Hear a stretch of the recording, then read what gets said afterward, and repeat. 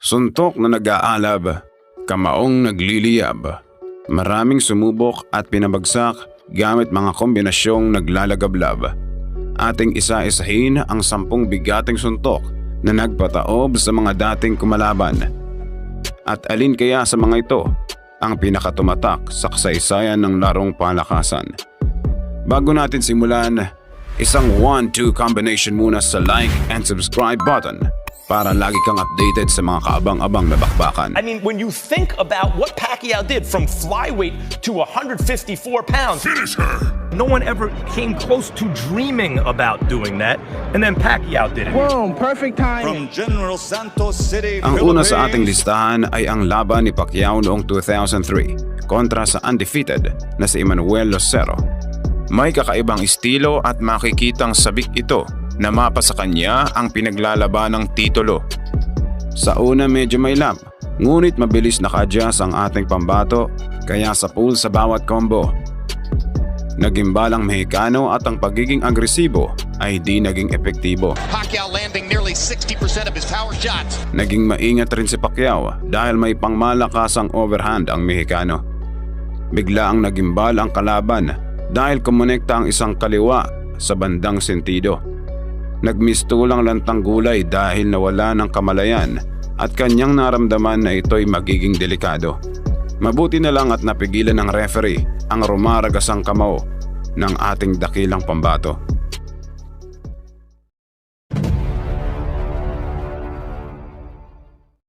Ito ang unang laban ni Pacquiao sa Amerika kontra sa kampiyon na mula Afrika. Ultimo, ang mga announcer ay hindi pa mabigkas ng tama ang dakilang pangalan niya. Pacquiao. Say Pacquiao. Pacquiao. Nabigyan ng pagkakataong labanan sila Duaba dahil umatras ang mga dapat sana'y makakalaban niya. Animoy namitas ng prutas itong kampyon sapagkat napili niya ang tingin niya ay easy win lang sa kanya. Ngunit wala siyang ideya na ang prutas na kanyang nakuha ay ang mismong mansanas na nagbabagsak sa kanyang karera. Sa unang bahagi pa lang ay talagang nakitaan ng bangis kaya ang laban ay di naging balanse.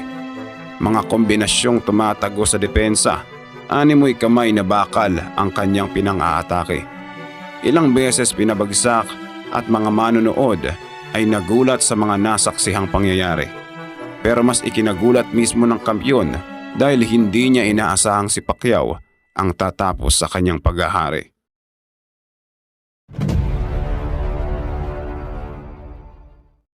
Sa sumunod na taon ay hinarap ni Pacquiao ang isang veterano na mahigit 40 panalo. Sa mga panahong ito, talagang heavy favorite ang ating pambato dahil sa sunod-sunod niyang KO. Pacquiao is the biggest punching 122 Mga kampiyon ay ginawang stepping stone niya lamang habang karera ay naging makasaysayan. At unti-unting inakyat ang pinakatuktok ng larong palakasan. Kakatapos pa lang ng unang ikot ay nagdadalawang isip at panay reklamo na itong naghahamon. Animoy nawindang sa lakas na taglay ni Manny dahil bawat suntok niya ay bumabaon. Bumagsak ng 2 beses sa pangalawang ikot at basag ang kanyang ilong. Talagang makikita ang pinagkaiba ng dalawa kahit veterano na ang dating kampyon.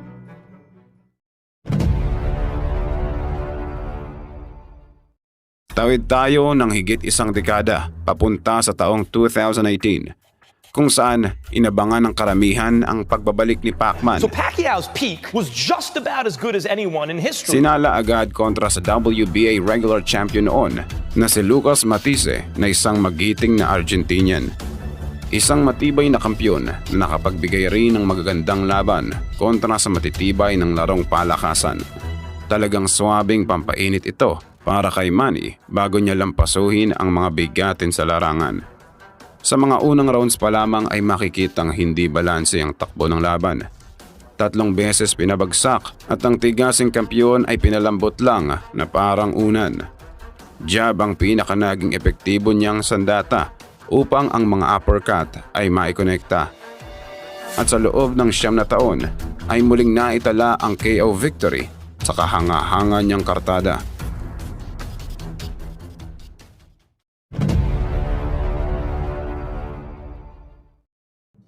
2008, Ito yung taon na na-realize ng karamihan na handang akyatin ni Pacquiao ang 8 dibisyon.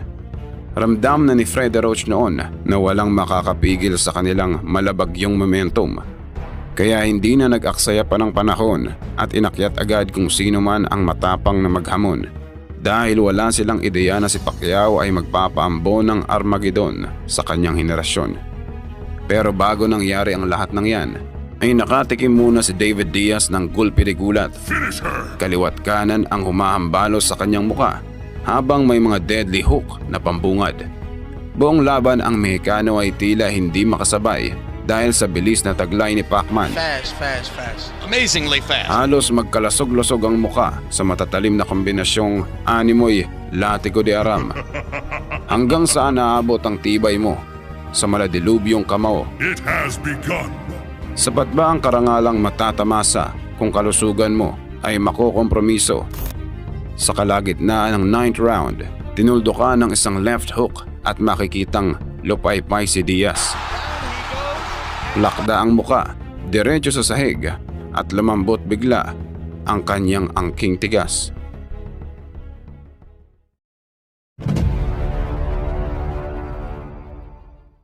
It actually took a very tough beating to get me out of the sport. Hindi pwedeng hindi mabanggit ang isa sa pinakamalaking upset na ginawa ni Pacquiao.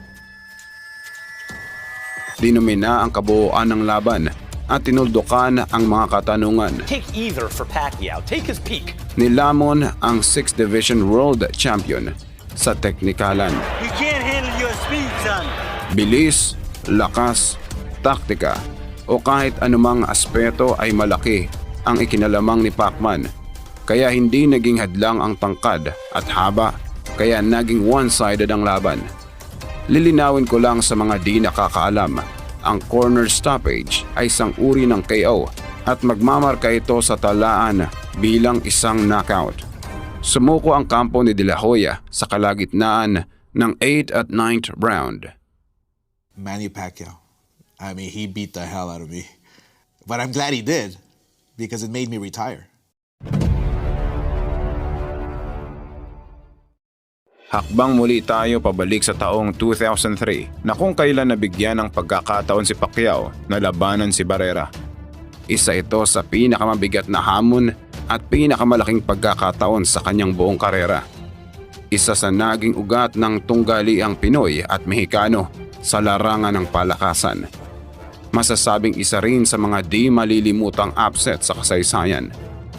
Dahil tingin nila noon ay isang stepping stone lamang ni Barrera si Manny. Ngunit ang karamihan ay natameme sa di inaasahang kabaliktaran ng pangyayari. At iyon na nga, sa gabi ng laban ay talagang kakaiba ang bangis na ipinamalas ni Pacquiao. Wanto-sawang kombinasyon ang ipinalamon habang walang tigil sa pagbitaw. Hanggang umabot sa sukdulan at mismong trainer na ni Barrera ang pumagitna sa laban. At sa mga oras na ito, ang kanyang kadakilaan ay nag-umpisang kumalat sa kasulok-sulukan. A superstar emerges in San Antonio.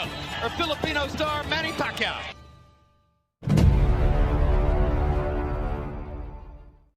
Kung usapang labanan sa pagitan ng Pinoy at Mexicano, abay hindi pwedeng hindi mabanggit ang labanan sa pagitan ni Pacquiao at Morales.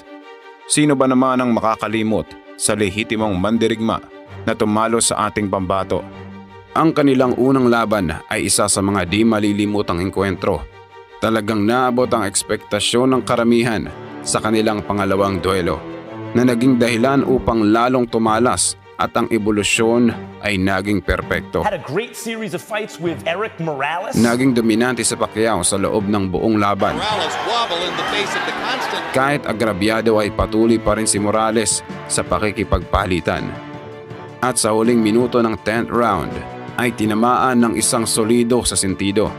Kaya bumagsak at nanigas ang Mexicano habang binibilang ang iilang segundo.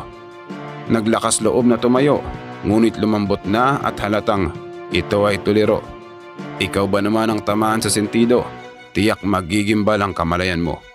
Nang ipagpatuloy, talagang hindi binigyan ng katiting na espasyo at gusto na niyang tapusin dito. Morales trying to regain his composure, it would At seem. sa iilang segundo ay muling nagpaula ng kamao, kaya luhod ang Mexicano. At ang panalo ay iginawad via TKO.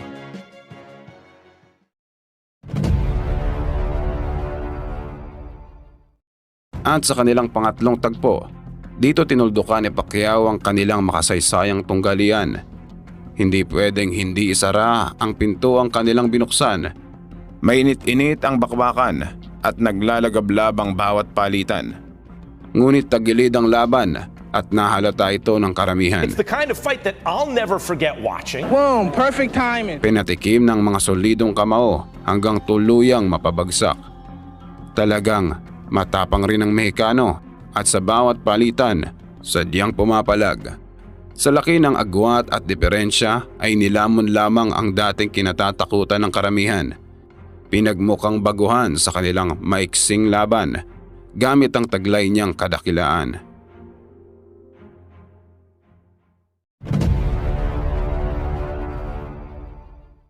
Sa taong 2009 ay may mga katanungan ng karamihan kung kakayanin pa ba ni Pacquiao makipagsabayan.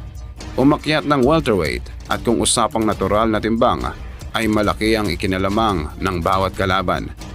Ito ang laban na kung saan 50-50 ang tingin ng karamihan at si Pacquiao ay maaaring mapuruhan. Ngunit hindi pa natin malalaman hanggat di pa nauumpisahan. Talagang pukpukan ang nasabing laban. Dahil parehong matibay at walang inatrasan, kilala din itong si Cotto sa kanyang taglay na bangis na di umaatras sa bawat palitan. Ano kaya ang mangyayari kung ang dalawang tigre ay magkasalubong sa gubat? Ang ating nasaksihan ay talagang grabe dahil ang parehong lakas ay di masukat. Ngunit matira matibay ang laban kaya isa sa kanilang dapat mamayagpag. Nag-iisang titulo lamang ang pinaglalabanan, kaya iisa lang ang karapat dapat humawak. Pinabagsak ng 2 beses at maipipinta sa kanyang muka ang kanyang pagkabigla. Hanggang umabot na ng sukdulan at si Kenny Bayless na mismo ang kailangang pumagitna. There is no limit, it seems, to what this man can do. Talagang nangibabaw si Pacquiao sa lahat ng aspeto, kaya dinumina ang kabuuan ng laban. Kailangan ring itigil dahil mas matimbang ang kalusugan kumpara sa iniingatang talaan. Ultimo si Cotto ay iginawad ang kanyang buong respeto sa ating dakilang kababayan. Dahil siya mismo ang saksi, harap-harapan kung gaano katayog ang kadakilaan ni Pacman. There is no doubt. We are looking at one of the all-time greats. At ang pinaka di malilimutang knockout sa buong karera ni Pacquiao, ang nag-iisang laban niya sa junior welterweight division. Isang matibay na balakid na dapat lampasan upang makamtan ang ninanais na karangalan.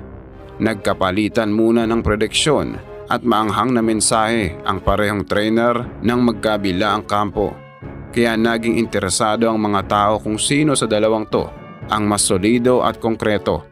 At sa gabi ng laban, ang mga boxing fans na naroon ay walang tigil sa hiyawan. Talagang matindi ang hype ng nasabing laban at kaliwat kanan rin ang pustahan. Sa unang ikot pa lang ay nakitaan ng kakaiba na tila walang depensa ang Briton.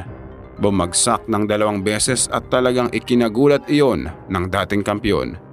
Ang mga solidong taga-suporta ni Hatton ay biglaang natahimik. Hindi may proseso ng kanilang utak ang mga kaganapang kailanman ay hindi nila naisip. Dahil biglaang tumagilid ang takbo ng laban, taliwas sa inaasahang pasiklaban. Hanggang kumonekta ang nakamamatay na left hook sa panga. At iyon na nga, rekta tulog at di na muling bumangon at ang bagong kampyon ay idiniklara.